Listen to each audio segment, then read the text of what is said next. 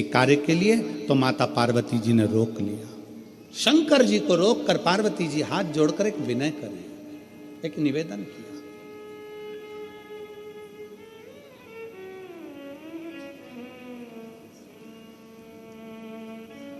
शिव जी से एक निवेदन करा,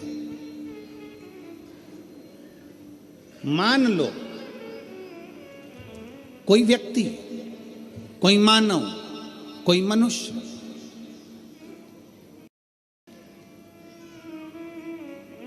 मान लो कोई व्यक्ति, कोई मानव, कोई मनुष्य कुछ शिव जी के मंदिर में आया, शंकर के मंदिर में आया,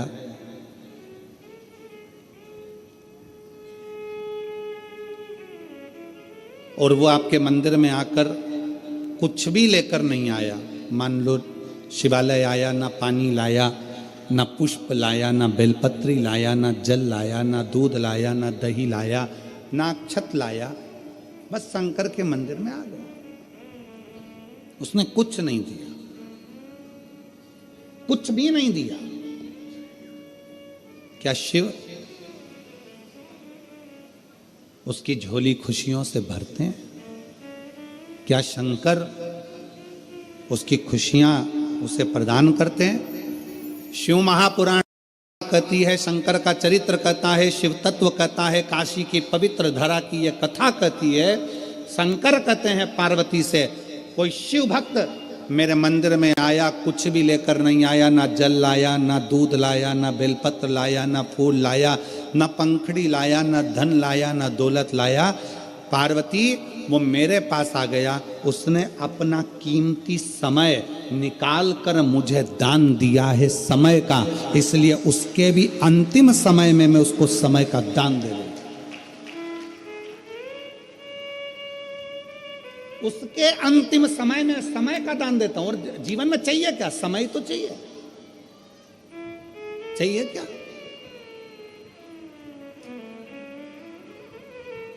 आज कथा का छठा दिवस है, बड़ी सावधानी से कथा सुनिएगा।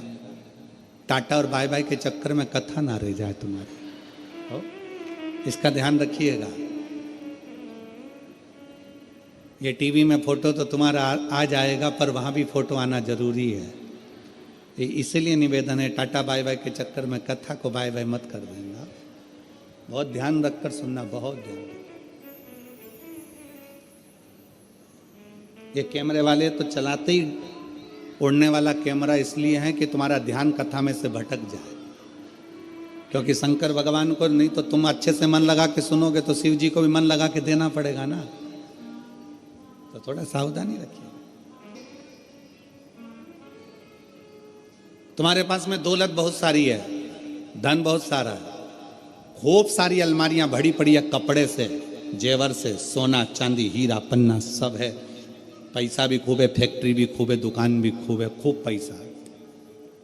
और मालूम पड़े बीमार पड़ गए, हॉस्पिटल में भर्ती हो गए, आईसीयू में डाल दिया गया, वेंटिलेटर पर पटक दिया। अब तुम भगवान से क्या कहो? क्या कहो? भगवान धन दे दो, जम के बोलो जरा, दौलत दे दो, नहीं। भगवान से क्या कहोगी? हे भोलेनाथ, इनकी तबीयत खराब हो गई है, मेरा रिश्तेदार पलंग पर पड़ा है, बेचारे के छोटे छोटे बच्चे हैं बाबा, इसको थोड़ा सा समय और दे दो, थोड़ा सा समय दे दो, थोड़ी उम्र बढ़ा दो। मानती हूं कि उम्र बेकार हो गई इसकी, चली गई होगी, पर थोड़ी सी उम्र दे दो, थोड़ी सी। एक कथा है, शायद आप लोगों ने पहले सुनी होगी। एक चिड़ा और एक चिड़ी एक वृक्ष पर रहते हैं,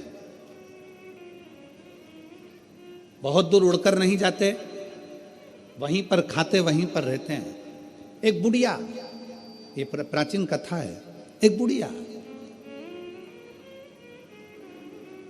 रोज काम करती, उसकी ना बहू थी, ना बेटा था, ना बेटी थी, ना रिश्ते थे, ना नाते थे, अकेली थी, पति था चले गया, अकेली बुढ़िया। थोड़ा सा अन्न भाग, थोड़ा सा दाना ऊपर डाल देती, छत पर पानी रख देती, चिड़ा चिड़ी आते पी लेते, अपने बच्चों के लिए थोड़ा सा चोंच में भर कर ले जाते। सालों निकल गए।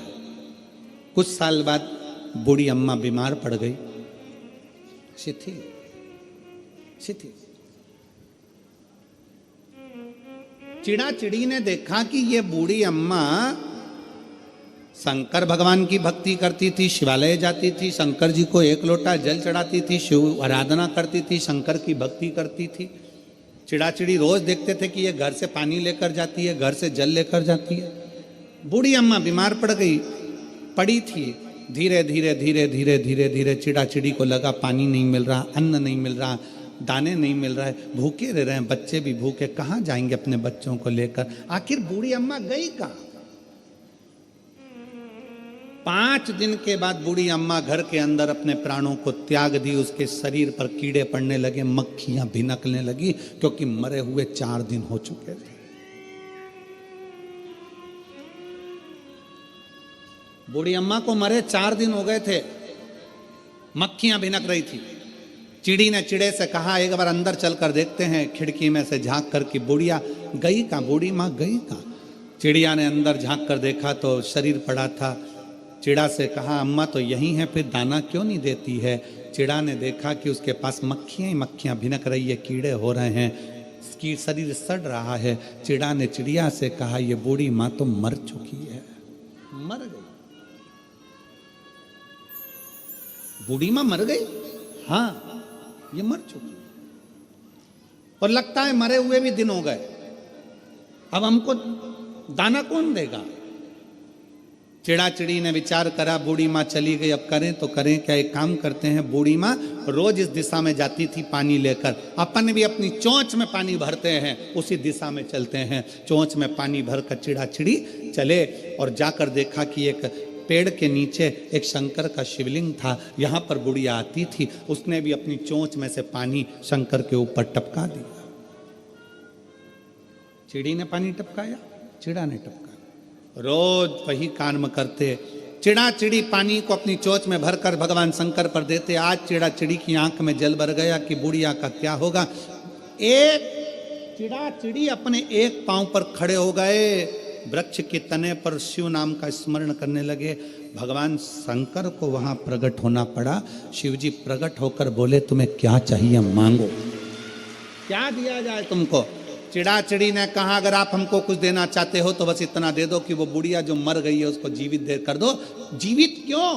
क्योंकि वो हम जैसे पक्षियों को दाना देती थी, इसलिए उसको जीवित कर दीजिए। 4 दिन हो गए मरे हुए, सृष्टि लीला में मैं ये कुछ नहीं कर सकता, 4 दिन मरे हुए व्यक्ति को जीवित नहीं कर सकता। चिड़ा चिड़ी ने अपना तप नहीं छोड़ा।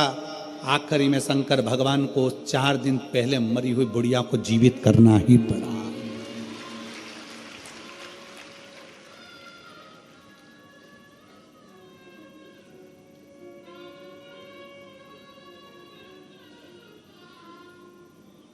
पूछा शंकर भगवान से, पार्वती जी ने पूछा इस बुढ़िया को तुमने जीवित कैसे कर दिया। शिव जी कहते हैं जब इस बुढ़िया के पास में कुछ भी नहीं रहता था, समय निकाल कर मेरे मंदिर में आकर बैठती थी और मेरे का नाम गुणगान करती थी, मेरे नाम का गुणगान करती थी, मुझे भजती थी। इसने अपना समय, इसके पास जल नहीं था, दूध नहीं था, अन्न नहीं था, भाग नहीं था, तो समय देती। आप यहां क्या कर रहे हो? शिव महापुराण के कथा में बैठे हुए हो, रोडों पर भड़े बैठे हुए हो, छतों पर चढ़े बैठे हुए हो, पंडालों में बैठे हुए हो, गाड़ी में बैठकर, ऑटो में बैठकर, दुकानों के अंदर बैठकर कथा सुन रहे हो। आप क्या दे रहे हो शंकर भगवान को? शंकर भगवान को आप बेलपत्र दे रहे हो क्या? चावल दे रहे हो क्या? जल दे रहे हो क्या? कुछ प्रदान कर रहे हो क्या? शिव महापुराण की कथा में बैठकर आप शंकर भगवान को अपना समय दे रहे हो, तो इतना याद रखना कि शंकर भगवान भी तुम्हारे को समय जरूर देगा। आपने अपने समय में से निकाल कर समय दिया तो शंकर भगवान ने भी अपने कुबेर के भंडार में से निकाल कर कुछ ना कुछ तुमको जरूर देगा। तो खाली नहीं छोड़ सकता, खाली नहीं छोड़। एक पत्र है,